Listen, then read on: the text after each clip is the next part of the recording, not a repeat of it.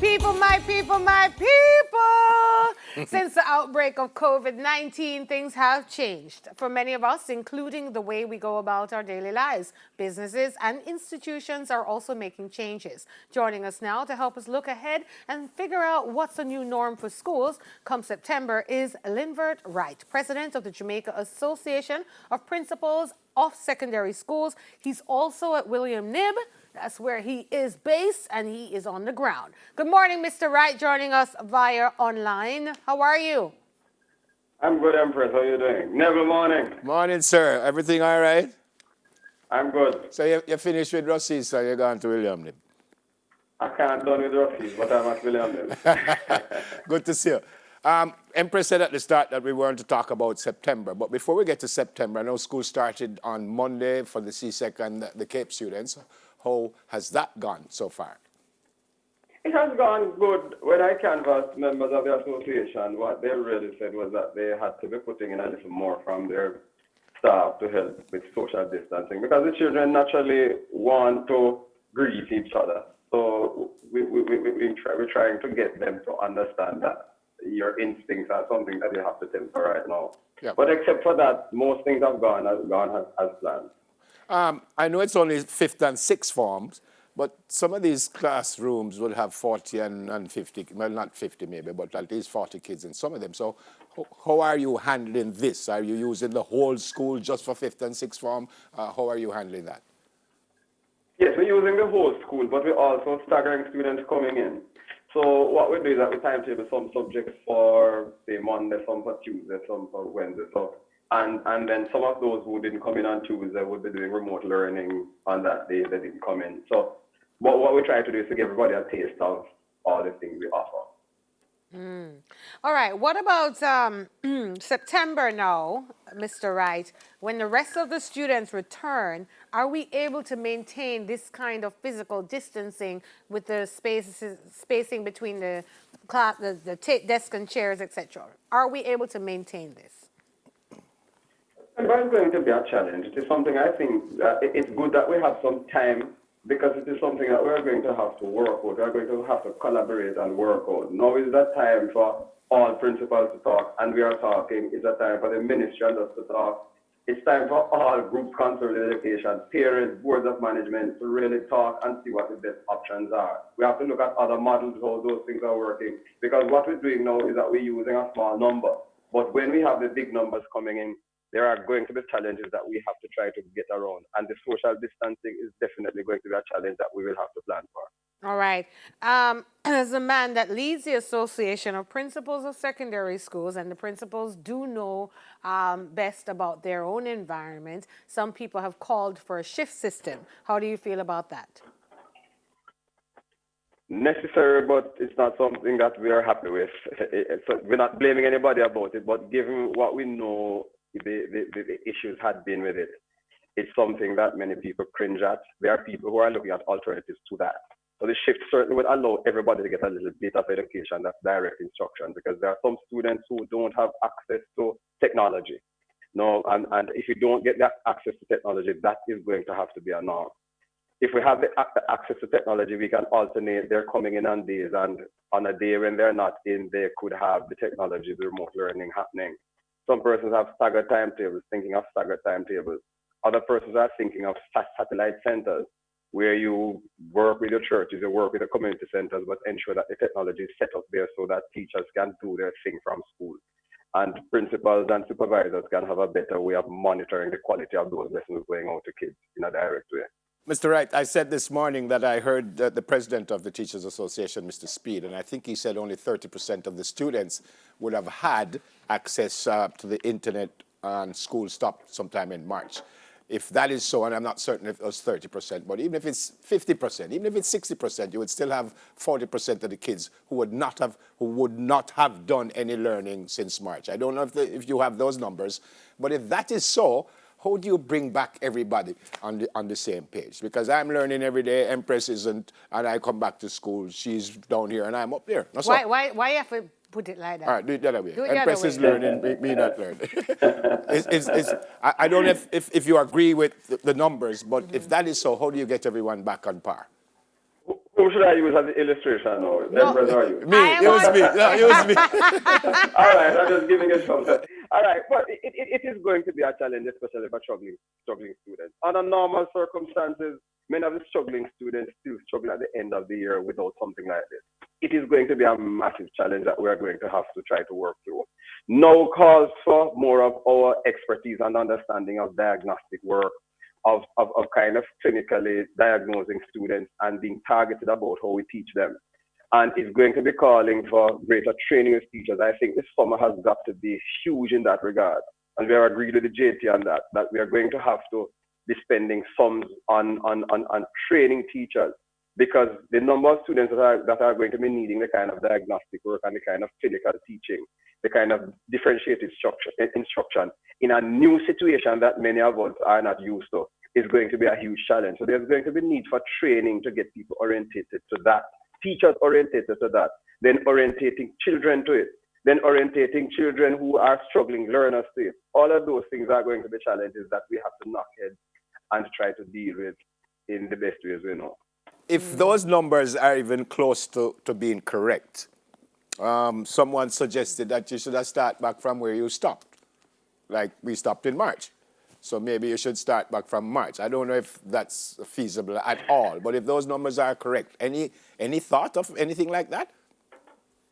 Well, Neville, the way education works, you have to take children from where they are. And if it is a fact that they didn't have the knowledge for you to start with them and they don't have the background, we have to start from where they are. That's the wise thing to do. If you decide you're going to teach a syllabus, you can decide that you're going to teach a syllabus or you're going to teach the children. If the children haven't learned, you're going to have to teach them to be up with what it is you have as knowledge that's prerequisite for them to learn what it is you have in the syllabus.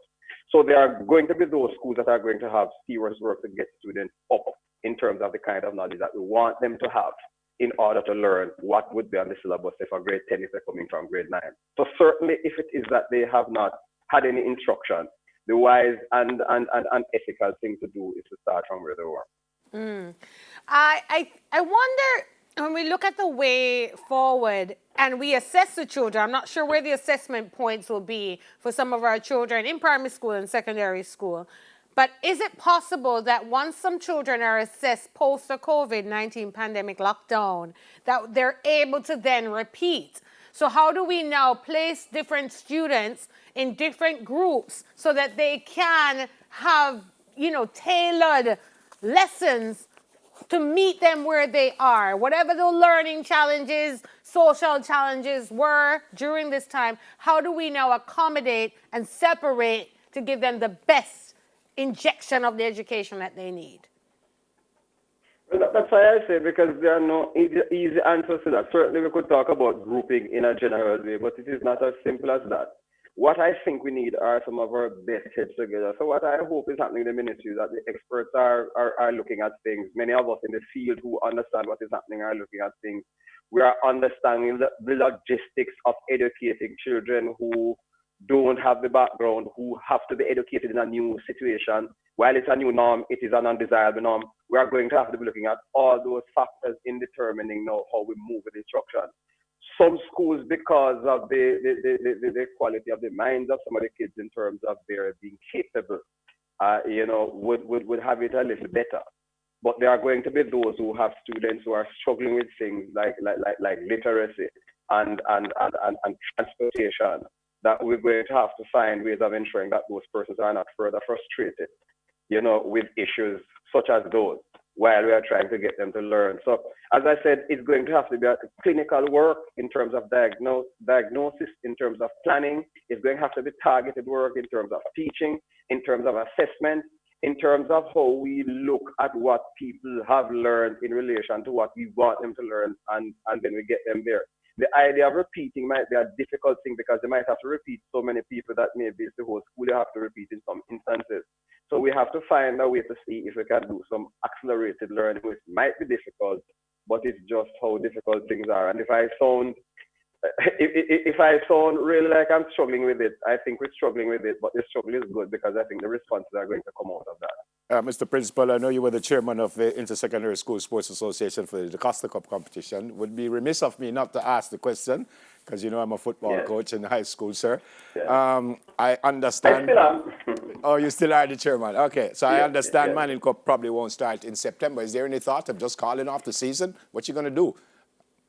Well, what we're doing, we are having discussions with coaches. There's a meeting coming up soon with principals. You know, the executive officer will be meeting in that regard, because what we want to do is that we want to consult and we want to ensure that we take the decision that's in the best interest of both the students and sports.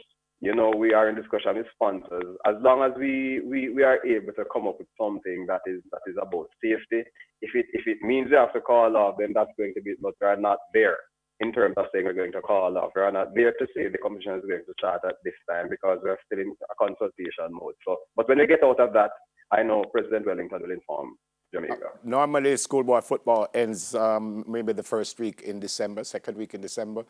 If you don't start in September, do you go into the new year if it happens at all? Well, we definitely won't be able to start September. There are some options that we are contemplating, and I can tell you, Neville, very soon we are going to be coming out with releases in relation to that, because we had met coaches before, and we have met principals. We will be meeting next week as an executive to meet with a group of medical experts to give us some advice as to what we do. But we are not going to be doing it without expert advice and consultation. So as soon as those are over, we will be able to talk with you regarding that. And I'm willing to come and we talk about that again, or President Wellington. All right, sir. Excellent. I think I have a couple quick questions. Within 30 seconds, answer them real quick for me, Mr. Wright. Are students happy to be back at school? Many are, but they're anxious. All right. Next question. I hear 40,000 tablets will be distributed across the island to children who need it. I heard that from Minister Terrelong. Do you know anything about that? And are secondary students receiving some of these tablets? I've heard of it. I've not seen it as yet. Okay. All right. Are you for virtual learning, or you'd rather be in the classroom? I'd rather be in the classroom, but I work with a mixed modalities. All right. All right. Thank you so much for joining us. Linvern Wright, President of the Jamaica Association. You're most welcome. No, at a big school, that you see in both. Wait, where my mom? Tell them, Mr. Wright, where my mother, Joy Mullings, was. Yes. Yes? But you can't leave out the bar. You can't leave out Usain. Can't leave him out. But you know, my mother come before Usain. So let's start with seniority now. My mother. Can't leave me out. I came here too. There you go. So Joy Mullings, Linvern Wright, Usain Bolt, William Knibb High School. Thank you so much for joining us. Stay safe, Mr. Principal, and say hi to the youngsters at school for us. No problem. You take great care, guys. That's how it's All right. Bless you. Linvern Wright, President of Jamaica Association of Principals of Secondary Schools, and the principal at William Knibb, former principal of Rossies, and also the chairman of the Costa Cup schoolboy football competition. All Fun right. stuff.